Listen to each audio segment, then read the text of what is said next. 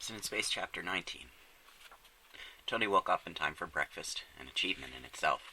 He'd had, at best, some 150 minutes of sleep after a long and hard day, and that interrupted by emergency, crisis, and triumph.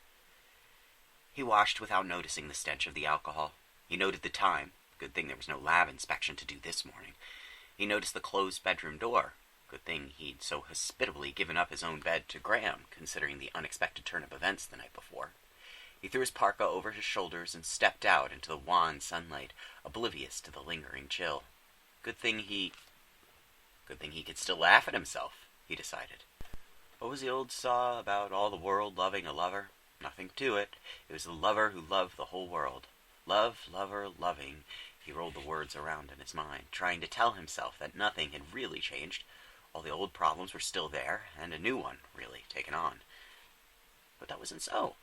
Graham had spent half the night writing his promised story. Sonny Candro was all right at last, and Ancy, a problem?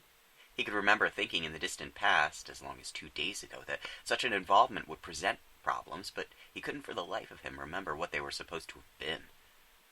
He went in to breakfast, not trying to conceal his exuberance, and sat down between Harv Stillman and Joe Gracie. "What's got into you?" Harv asked. "Something good happen?" Gracie demanded. Tony nodded. "The Candro baby," he explained, using the first thing that popped into his head. "Jim woke me up last night. Polly was having trouble with the baby." He hastily amended the story. He'd have to tell Gracie about the Marcane. There was a problem after all, but this wasn't the place for it. A council meeting after breakfast, maybe. "You know, we've been having feeding trouble all along," he explained. "I found the trouble last night. I don't understand it, but it works. I took Sonny's mask off." "You what?" "Took his mask off. He doesn't need it. Eats fine without it, too. Trouble was he couldn't breathe through his mouth and eat at the same time." "Well, I'll be. How do you figure it?" "Hey, there's a story for the Gunther," Harv suggested. "Medical miracle on Mars, and all that stuff. Where is he, anyhow?"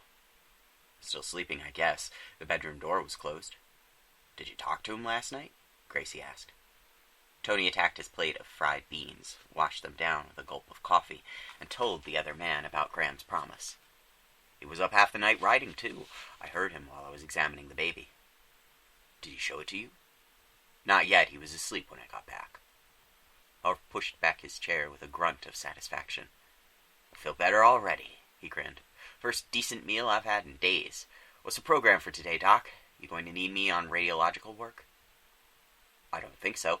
I'll let you know if we do, after Joe and I get together with some others. Got time for a meeting after breakfast?" he asked the agronomist, and Gracie nodded. "Okay, I'll be in the radio shack if you want me," Harv said. "The kids took over all day yesterday. I don't like to leave them too long on their own." "Right, but I don't think we'll need you." That Marcane business. How in all that was holy, the doctor wondered, did anybody get Marcane into Polly's beans? After all the searching, in the middle of the hunt, who would do it? Why? And above all, how? Maybe one of the others would have an angle on it. "One thing I'm glad about," Gracie said soberly. "We did make a thorough search. Whatever happens from here on out, at least we've proved to our own satisfaction that nobody in Sun Lake stole the stuff." "That's nice to know," Mimi agreed with considerably less feeling. "But frankly, I'd almost feel better if we had found it. I'd gladly turn the bum who took it over to Belle's tender mercies if it was one of us. This way we have to depend on Graham. You sure he's with us?" She looked questioningly from the doctor to the electronics man. "How sure can you get?" Nick shrugged. "He said so. Now we wait to see his story. That's all." "I don't think we have to worry about that," Tony said briefly. He couldn't tell them any more. He was sure himself, but how could he explain without giving away Anna's secret? "Look," he went on briskly, "there's something else we do have to think about. I told you about Sonny Candro, Joe. There's more to it than what I said at breakfast." Nick and Mimi both sat forward with new interest as Tony repeated the news about the removal of Sonny's mask. He cut off their questions. "I didn't tell you how it started, though. Jim came to get me not for the baby, but for Polly." A sharp rap on the door stopped him. Harv Stillman walked in. His face was grim. He carried a familiar sheaf of onion skin pages in his hands. "What's the matter, Harv?" Mimi demanded. "Aren't you supposed to be on shift in the radio shack?" "That's right. I walked out." "No relief?" she snapped. "Are you sick?" I'm sick, all right, and it doesn't make any difference now whether the radio's manned or not. He slapped the onion skin onto the table and threw down on top of it 2 sheets of closely written radio log paper. There you are, folks. Have a look. It's all down in black and white. That's the translation on the log sheets. The bastard filed it in Phillips so Tad wouldn't know what he was sending. When I think what a sucker I was, letting him pump me about who knew news code around here. Go on, read it. Mimi picked up the sheets and glanced at the penciled text. Her face went white. She reached for the onion skin, glanced at it, and returned her eyes to the log sheets. In a minute, she looked up again. Harv, could there be any mistake? I know the code, he said bluntly. Hey, Nick protested. Could you maybe let us in on it? Certainly, she smiled bitterly. This is the story written for us by D. Graham, your friend and mine. I was greeted by a frightened crowd on my arrival at Sun Lake, and no wonder. After 2 days in this community, I am able to reply to the heads in the clouds idealists who claim that on Mars lies the hope of the human race. My reply is that on Mars I immediately came face to face into drunkenness, prostitution, narcotics, criminal abortion, and murder. It is not for me to say whether this means that Sun Lake Colony, an apparent center of these activities, should be shut down by law and its inmates deported to Earth. But I do know... That's crazy, Nick broke in. I heard him say myself... He stood up angrily. Tony reached out a hand to restrain him. He didn't promise a damn thing, Nick. We just heard it that way. He said he'd do a story, that's all. That's enough for me, Cantrella replied. He promised, and he's by God going to keep his promise. Sit down, Nick, Mimi interrupted. Beating Graham up isn't going to solve anything. Harv, you get back on duty, and buzz one of the kids to go over to Tony's and collect Graham. If he's asleep, tell him to wake him up. We'll go through the rest of this while we're waiting. She eyed the sheets of paper distastefully. Harv slammed the door behind him, and Mimi turned to the others. I'm sorry. I should have checked with you first. Every time something goes wrong, I start giving orders as if I owned the place. Here. She handed the sheets to Joe Gracie, still sitting quietly to her left. You look calm. You read it. Joe took the papers and went on where she had stopped before. You can't do that, Nick protested furiously when Joe finished. That story's full of lies. The murder wasn't here. Neither was most of the other stuff. How can he... He did, Tony pointed out. How much convincing do you need? It's carefully worded, Gracie said. Most of it isn't lies at all, just evasions and implications. We've got to assume he's smart enough to write a libel-proof story. Mimi had recovered her briskness. There's one place I think he slipped, though. Can I see those sheets of Graham's again, Joe? Her eyes were shining when she looked up again. We've got him, she said. I'm sure of it. Let's call in O'Donnell and get his opinion on it. This stuff about Polly, she read aloud. The young mother of a newborn baby, unable to feed her infant because of her hopeless addiction to Marcaine. This reporter was present at a midnight emergency when the colony's doctor was called to save the child from the ministrations of its hysterical mother. Tony, you can testify to that. I don't know, said the doctor painfully.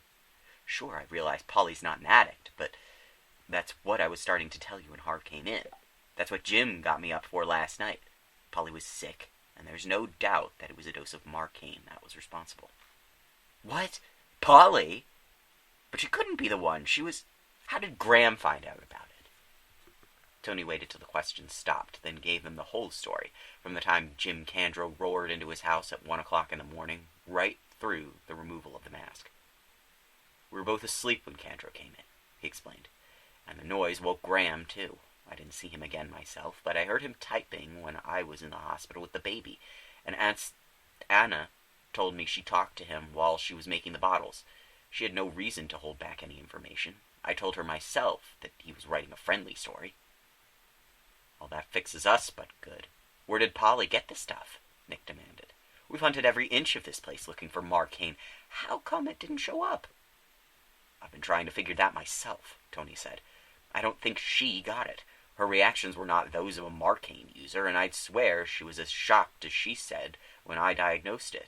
The stuff was put there. Don't ask me who or why, because I can't even begin to guess. Well, we've got our hands full, Mimi said thoughtfully. Where do we start?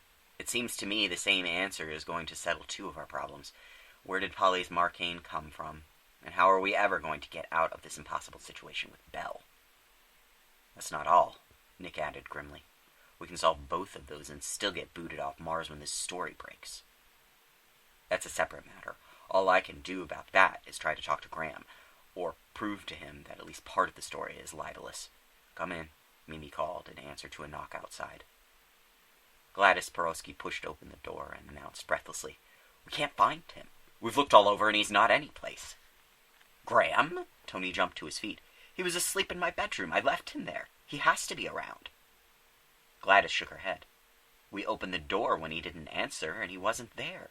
Then we scattered. All the kids have been looking. He's not at the lab or in the fields, and he's not in any of the houses. Nobody's seen him all morning." "Thanks, Gladys," Mimi cut her short. "Will you try to find Jack O'Donnell for me? Ask him to come over here." "Okay." She slammed out of the door, leaving a whirlwind of babble and excitement behind her. "I suppose he skipped," Tony said.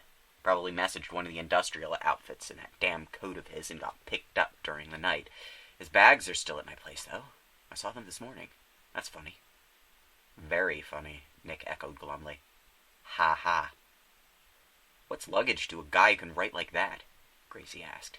"He can get all the luggage he wants just by wiping out another plague spot like us." O'Donnell came in, and they waited in tense silence while the ex-lawyer read through Harb's pencil translation. "Only possible libelous matter I see is about the Marcane addict mother. What's all that?" They told him, and he shook his head. "No more chance in a court of law than a snowball in hell," he said flatly.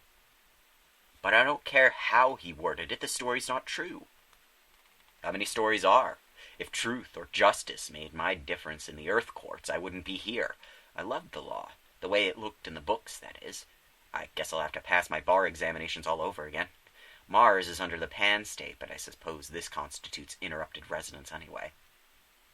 "Big fat chance you'll have of getting to take your bar exams after that smear," said Gracie. "I'm not kidding myself about getting to teach college again. If I can get some money together, I'm going to try commercial seaweeds." "God help Sargasso Limited," said Nick Cantrella. "And God help Consolidated Electronic when I start my shop again in Denver. It took them 3 months to run me into bankruptcy last trip around, but I'll get them up to 4 this time. They can't stand much of this kind of punishment." "Let's not jump to conclusions," Mimi said, with the quiver back in her determinedly businesslike voice. "Let's assume Graham skipped and the story's going through. We might still be able to hang on, if we can square ourselves with Bell." "Bell and Graham have no use for each other," Tony said. "Maybe this'll make Bell easier to deal with." "That I doubt. Let's figure on the worst. Suppose we can't convince Bell. We'll have 2 possible courses of action. We can sell out fast. From what I understand of this situation, I'm sure that the commissioner would find a legal loophole for us on the Marcane deal if we decided to sell to, for instance, Brenner. If we do that, we can pay off what money we owe on Earth, book passage for our members, and, with luck, have a few dollars left over to divide between us." She smiled humorlessly. "You might even have a capital investment of $5 or $10, Nick, to start working on Con Electron." "Good," he said. "It'll give me courage, if I can still find a bar with a $5 beer, that is." "That," Mimi went on, "would be the smart thing to do. But there's another way. We can hang on through the cordon, hoping to prove our point. It leaves us some hope, but it leaves us penniless even if we manage to stick out the 6 months. Whatever cash or credit we have on hand, we'll have to pay out for Oxen. Don't think Bell is going to let us have the stuff for free. Meanwhile, our accounts payable keep coming due and accumulating interest. There's a good chance that long before the 6 months are up, we'll be forced into involuntary bankruptcy. That's how Pitco got economy medals last year." "Like the cat got the canary," said Nick. "Yes. We'd then be shipped back to Earth as distress cases, with a prior lien on our future earnings, if any."